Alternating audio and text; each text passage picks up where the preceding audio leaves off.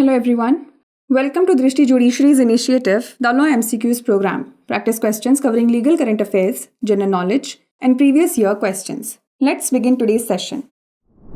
The first question is, which article of the Constitution of India deals with the enforcement of fundamental rights? Article 21, Article 23, Article 28 और Article 32. Bharat के संविधान का कौन सा अनुच्छेद मौलिक अधिकारों के प्रवर्तन से संबंधित है?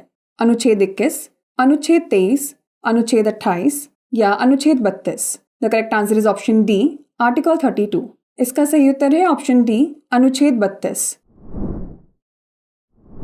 The enforcement of fundamental rights is covered under Article 32 of the Constitution of India.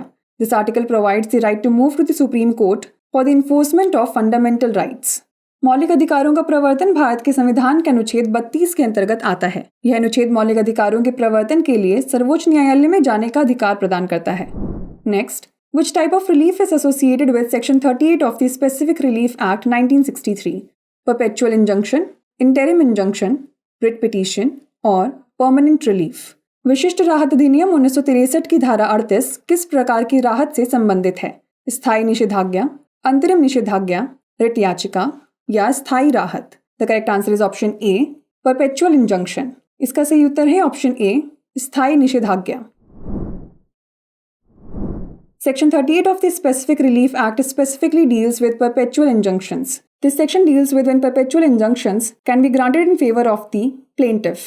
विशिष्ट राहत अधिनियम की धारा 38 विशेष रूप से स्थायी निषेधाज्ञा से संबंधित है. यह धारा इस बात से संबंधित है कि वादी के पक्ष में स्थायी निषेधाज्ञा कब दी जा सकती है. Next, which section of the family codes act 1984 deals with the provision of jurisdiction? Section 4, section 5, section 6 और सेक्शन 7. पारिवारिक न्यायालय अधिनियम 1984 की कौन सी धारा अधिकारिता के प्रावधान से संबंधित है? धारा 4, धारा 5, धारा 6 या धारा 7? The correct answer is option D, section 7. इसका सही उत्तर है ऑप्शन डी, धारा 7. Recently, the Allahabad High Court in the case of Vinay Kumar versus Suman held that a family court can only decline jurisdiction upon the objection of the opposite party or on transfer order by the superior court. Section 7 of the Family Courts Act 1984 deals with the provision of jurisdiction. हाल ही में इलाहाबाद उच्च न्यायालय ने विनय कुमार बनाम सुमन के मामले में कहा कि पारिवारिक न्यायालय केवल विपरीत पक्ष की आपत्ति पर या उच्च न्यायालय द्वारा स्थानांतरण आदेश पर ही अधिकार क्षेत्र से इनकार कर सकता है. पारिवारिक न्यायालय अधिनियम 1984 की धारा 7 अधिकार क्षेत्र के प्रावधान से संबंधित है. Next, which of the following cases is related to the right to a speedy trial under the Indian constitution? K S. Puttaswamy versus Union of India, Hussain Ara Khatoon versus State of Bihar, Sudhir Kumar versus Central Government और Satish Chandra versus Union of India. निम्नलिखित में से कौन सा मामला भारतीय संविधान के तहत त्वरित सुनवाई के अधिकार से संबंधित है? के.एस. पुट्टास्वामी बनाम भारत संघ, हुसैन आरा खातून बनाम बिहार राज्य, सुधीर कुमार बनाम केंद्र सरकार या सतीश चंद्र बनाम भारत संघ? The correct answer is option B, Hussain Ara Khatoon versus State of Bihar. इसका सही उत्तर है ऑप्शन बी, हुसैन आरा खातून बनाम बिहार राज्य. Recently, the High Court of Bombay in the case of Datta Rai Shri Krishna Sejol versus State of Maharashtra stated that although the crime committed was serious, everyone has a fundamental right to a speedy trial under Article 21 of the Constitution. Hussain Ara Khatun versus Home Secretary State of Bihar deals with the right to a speedy trial, which is a fundamental right under the Indian Constitution. हाल ही में बॉम्बे उच्च न्यायालय ने दत्तात्रेय श्री कृष्ण सेजोल बनाम महाराष्ट्र राज्य के मामले में कहा कि यद्यपि किया गया अपराध गंभीर था, फिर भी संविधान के अनुच्छेद 21 के तहत सभी को त्वरित सुनवाई का मौलिक अधिकार है.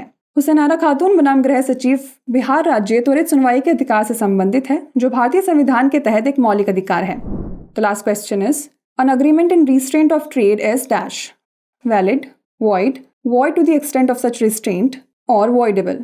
व्यापार पर प्रतिबंध लगाने वाला समझौता डैश है. वैध, शून्य, ऐसे प्रतिबंध की सीमा तक शून्य या शून्य करणीय. The correct answer is option C, void to the extent of such restraint. इसका सही उत्तर है ऑप्शन सी, ऐसे प्रतिबंध की सीमा तक शून्य. Section 27 of the Indian Contract Act 1872 deals with an agreement in restraint of trade. It states that every agreement by which anyone is restrained from exercising a lawful profession, trade or business of any kind is to that extent void. भारतीय अनुबंध अधिनियम 1872 की धारा 27 व्यापार पर प्रतिबंध लगाने वाले समझौते से संबंधित है. इसमें कहा गया है कि प्रत्येक समझौता जिसके द्वारा किसी को किसी भी प्रकार के वैध पेशे, व्यापार या व्यवसाय करने से रोका जाता है उस सीमा तक शून्य है। Before we wrap up, here's a question for you. Legal Disability of Limitation Act applies in case of dash illness, poverty, insolvency or none of the above. सीमा अधिनियम की कानूनी अक्षमता डैश के मामले में लागू होती है। बीमारी, गरीबी, दिवालियापन या उपरोक्त में से कोई नहीं। इसका उत्तर हमें कमेंट सेक्शन में ज़रूर भेजिएगा। ऐसी और वीडियोस देखने के लिए लाइक, शेयर और सब्सक्राइब करना ना भूलें। धन्यवाद। डियर व्यूअर्स, अपने एग्जाम की तैयारी को और बेहतर करने के लिए हमारे चैनल को लाइक, शेयर और सब्सक्राइब करना न भूलें।